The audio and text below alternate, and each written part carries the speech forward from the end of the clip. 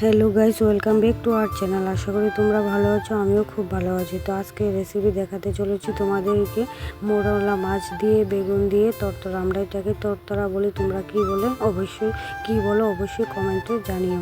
তো দেখো, প্রথমে মাছগুলিকে ভালো করে কেটে ভেজে ধুয়ে নেওয়া হয়েছে। এখন বেগুন আমরা এটাকে পলি বলি করে কেটে নিয়েছি। প্রথমে দিয়ে দিচ্ছি মরিচ বাটা, তারপর চেরা কাঁচা লঙ্কা, হলুদ, কিছুটা পরিমাণ সর্ষের তেল দিয়ে ভালো করে হাত দিয়ে চটকে মেখে নিচ্ছে। তারপর দিয়ে দিচ্ছে ওর মধ্যে মাছগুলো, কারণ মাছগুলো আরও আগেই দিতে মনে ছিল না, ভুলে গিয়েছিল, তার জন্য মাছগুলি দিয়ে আবারও ভালো করে মেখে নিয়েছে।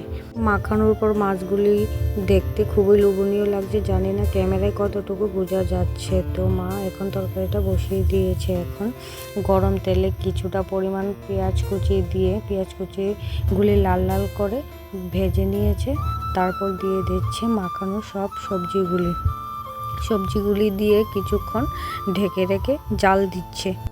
ঢাকনা খুলে এখন মা খুব সাবধানে মোরলা মাছগুলিকে একে একে উল্টিয়ে পাল্টিয়ে নেড়ে নিচ্ছে, কারণ মোরলা মাছগুলি তো খুবই নরম, বেশি লাড়াচাড়া করলে অল্পেতেই ভেঙে যায়। তারপরে দিয়ে দিচ্ছে কিছুটা পরিমাণ ঝোল, যদিও ঝোল রাখবে না, গায়ে মাখা করবে। তো এগুলি আমাদের বাড়ির ধনিয়া পাতা, এগুলিকে বিলাতি ধনিয়া পাতা বলে। তোমরা দিয়ে কি বলে তোমরা অবশ্যই কমেন্টে জানিও। তো এখন দেখো মা বিলাতি ধনিয়া পাতাগুলিকে দিয়ে নেড়ে চেড়ে আবারও কিছুক্ষণ ফুটিয়ে জাল করে নিয়ে, তো এখন আমাদের মোরলা মাছের তরতরা কমপ্লিট। তো এখন মা বাড়িতে ঢেলে নেবে।